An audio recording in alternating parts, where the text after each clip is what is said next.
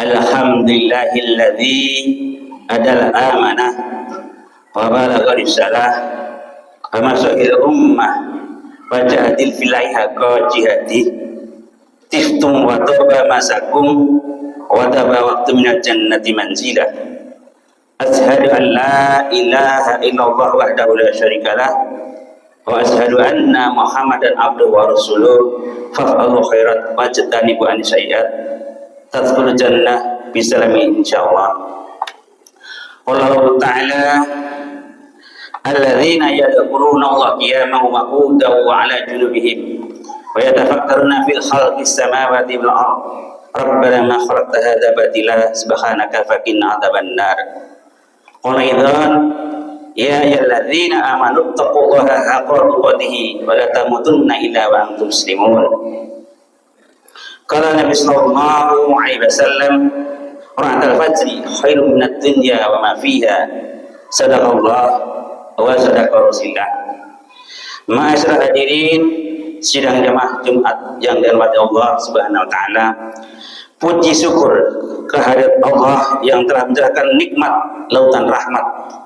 Rabbun nas yang mengatur manusia, ilahin nas Tuhannya manusia, alladzi khalaqas samawati wal ardh yang menciptakan langit dan bumi, wahtilafil laili wan nahar yang menggilir perputaran siang dan malam Allah Subhanahu wa taala, sehingga kita dapat bermuajaah bertatap muka, bermujalasah duduk bersama, tawadhu merendahkan diri, tadallul menghinakan diri di hadapan Allah Subhanahu wa taala. Tak lupa salawat iring salam semoga terlimpah curah pada manusia pilihan, pemuda idaman, imamul mursalin, pemimpin para utusan, la nabiyya ba'da, tidak ada kerasulan dan kenabian setelah Rasulullah SAW yang kita nantikan syafaatnya kelak di yaumil kiamah.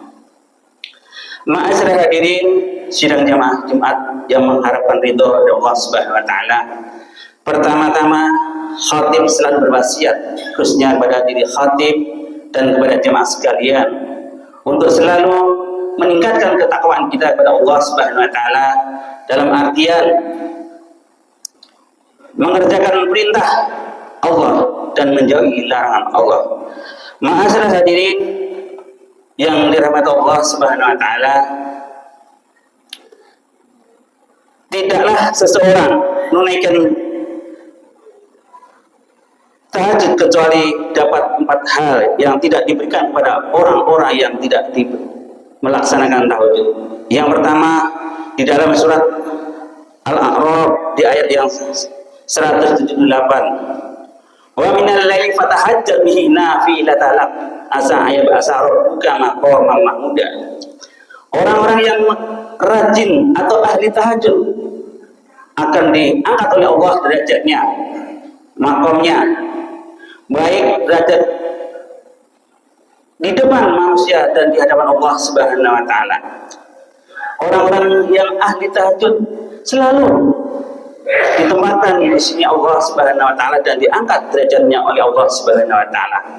Yang kedua, orang-orang yang ahli tahajud di dalam surat Al-A'raf ayat yang ke-179,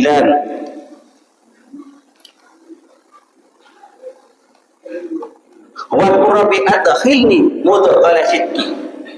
Orang-orang yang ahli tahajud setiap langkahnya akan dibimbing oleh Allah Subhanahu wa taala, baik langkah kakinya, pendengarannya, penglihatannya,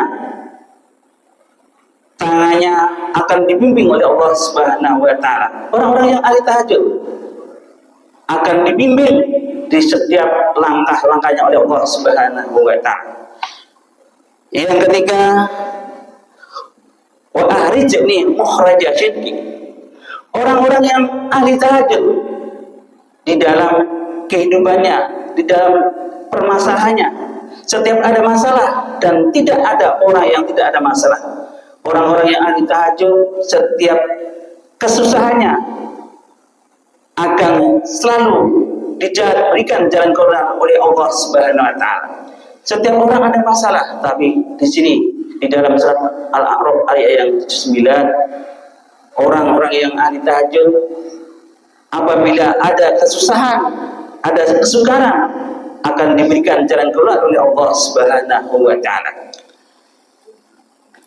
Yang keempat, orang-orang yang ahli tahajud setiap ada orang yang menjahili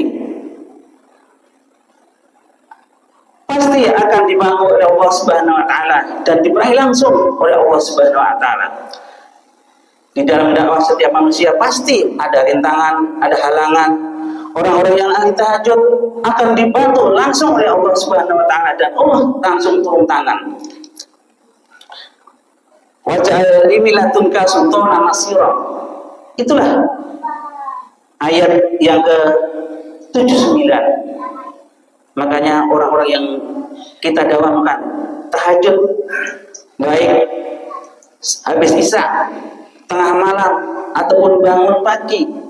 Kalau kita nonton misalnya Piala Dunia, bisa bangun jam 12, jam 1, apalagi Liga ASEA, kita mampu bangun jam 11, jam 12 nonton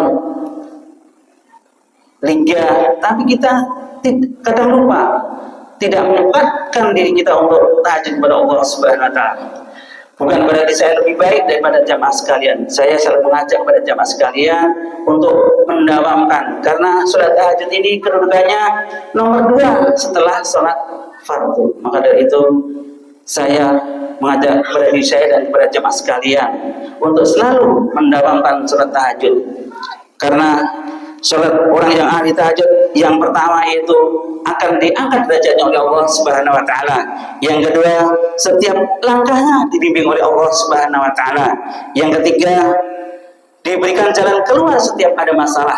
Yang keempat, yaitu ditolong oleh Allah Subhanahu wa taala setiap ada orang yang menjahilinya. Maka dari itu seyogyanya kita dawamkan salat tahajud ini. Dan jangan lupa bahwa setelah salat tahajud Rasulullah selalu mendawamkan salat witir.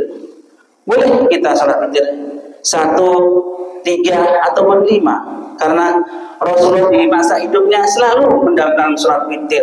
Kalau kita mengaku umatnya Rasulullah, yuk kita jalankan salat tahajud disertai dengan witir. Dan yang tidak kalah penting, Raka'atul fajri khairun minad dunya wa ma fiha, 2 rakaat sebelum salat subuh yang pahalanya lebih baik daripada dunia dan seisinya.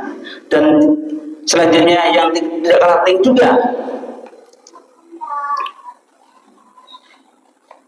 aqimis sholata liduluki samsi ila ghasaqil laili wa qur'an fajr, bahwa salat subuh yang akan kita kerjakan ini disaksikan oleh malaikat.